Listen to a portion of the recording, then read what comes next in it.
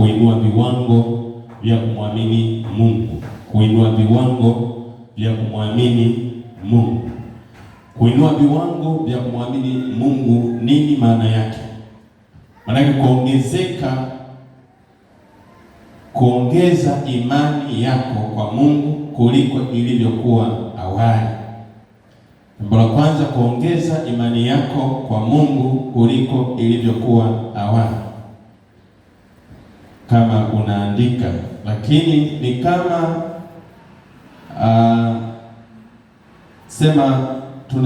tunaweza tukapata fafanuzi hapo ya nyingine.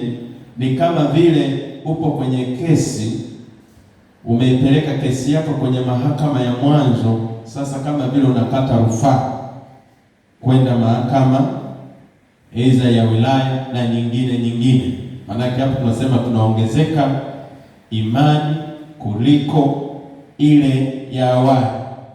Au kuinua imani maana yake ni kutegemea zaidi kuliko awali. Kutegemea zaidi kuliko awali. Jambo lingine maana yake hapo tunaweza tukajua kuinua imani au kuinua viwango vya kumwamini Mungu, kuwa na ujasiri zaidi kuliko ule wa mwanzo.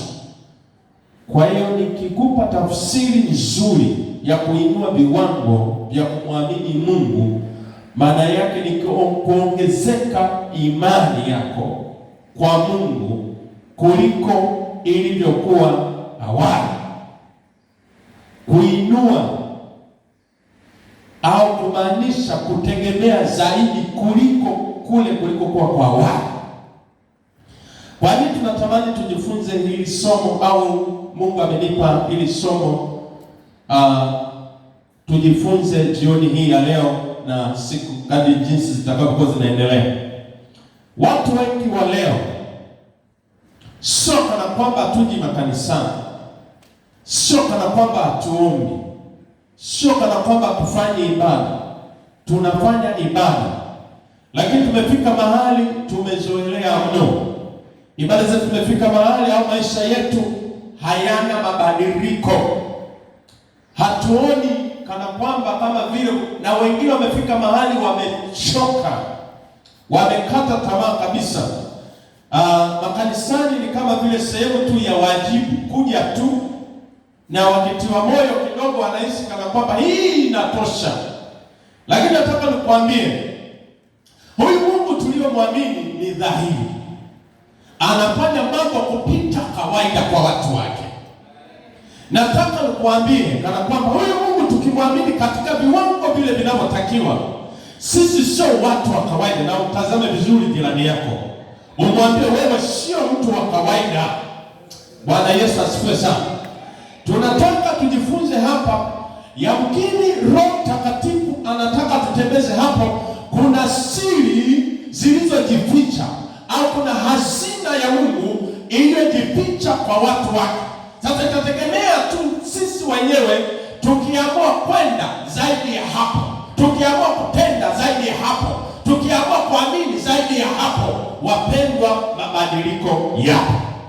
Kwa hiyo nataka nikutie moyo jioni hii ya leo kuwa wiki hii ni ya baraka mno kwa watu wa Mungu wa mahali hapa. Wiki hii ni wiki ya baraka mno. Ninaposimama hapa nasimama kwa ujasiri, kwa sababu ninaijua hii madhabahu, ninawajua watu wa Mungu wa mahali hapa, ninawajua wabeba maono wa mahali hapa. Nataka nikutangazie, hutakuwa kama jinsi ulivyo sasa. Bwana Yesu asifiwe sana. Watu wa Mungu tunataka tumwone Bwana kwa nyakati hizi tulizokuwa nazo. Wakati wengine wamekata tamaa, wanatembea katika ukawaida. Sisi hatutaki kutembea katika ukawaida, tunataka tutembee katika viwango vingine kabisa, mpaka watu wengine waseme pale kuna majianti, yaani kuna watu wa tofauti kuliko kawaida. Kwa hiyo kutenda kwetu na kuenenda kwetu lazima kuwe kwa tofauti. Wakati watu wamekuzoelea hivyo, waone leo sio wewe tena, sio yule, yaani wawe na historia nyingine, sio kila siku wanaisoma historia ile. Sisi leo tunataka rufaa, hatutaki historia ile, tunataka kuona historia nyingine. Wangapi wananiambia mnaniamini jioni ya leo? Hatutaki kutembea katika ukawaida. Sasa andiko tulilokuwa tumelisoma linaonyesha Yesu yuko na wanafunzi wake. Bwana Yesu asifiwe sana. Wakati wanatoka mji mmoja kwenda mji mwingine, Yesu amejisikia njaa. Wakati amejisikia njaa, akaona mtini. Ule mtini umenawiri kweli kweli. Amina. Na akatamani kuona kwenye ule mtini kuna chochote kitu. Mwambie jirani, kuna chochote kitu. Yaani mtu ukimwona tu hivi amependeza na unajua toka na kwamba huyu mtu sio kawaida. Mtazame kwa jirani yako. Mtazame jirani yako. Yaani hapo ukimwangalia tu unasema hapa ni kiombe 10,000 hapa inatoka. Yaani ukimwangalia tu unaweza kaona kana kwamba ni kiombe 10,000 inafanya nini? Inatoka. Lakini ukimwomba utashangaa pamoja na kutembea kwa hana hata 10,000 wakati mwingine ametembea kwa mguu. Sasa ndio maana halisi nataka nikuonyeshe kuwa Mungu anaona kwenye Yesu anaona kwenye ule mtini kana kwamba kuna chochote nini? Kitu pale anaweza akapata. Kuna matunda kwenye ule mtini kwa sababu ya kunawiri. Kwa sababu ya muonekano jinsi ulivyo. Anafikiria kana kwamba pale naweza nikapata matunda. Anafika pale karibu anakuta matunda kwa lugha ya Kikwele hakule. Yesu akafanyaje? Akachekelea. Hakuchekelea, akaamua ulaani ule. Wakati anaulaani mtu ule kina Petro wanaona lile tukio, wanaona kama vile kawaida tu. Bwana Yesu asifiwe sana. Nini maana yake? Yesu anapoitazama kanisa la leo, anatazamia kuona matunda ndani yao. Anatazamia kuona watu hawa wanamletea mavuno ya kutosha. Maana ndio kiu ya Yesu, ndio njaa ya Yesu, kuona watu wanaokolewa, kuona watu wanabadilika, kuona watu wanapenda kusiko kawaida, kuona watu wanaleta mapinduzi hii Dar es Salaam. Ndivyo anapotazama Yesu. Vile anapokuona wewe, anaona kana kwamba huyu binti, huyu dada, huyu sijui kaka, huyu baba, kuna matunda ndani yake. Kuna vitu huyu mtu huyu naweza nikafaidika naye. Sasa anapotazama na mimi anaona hakule.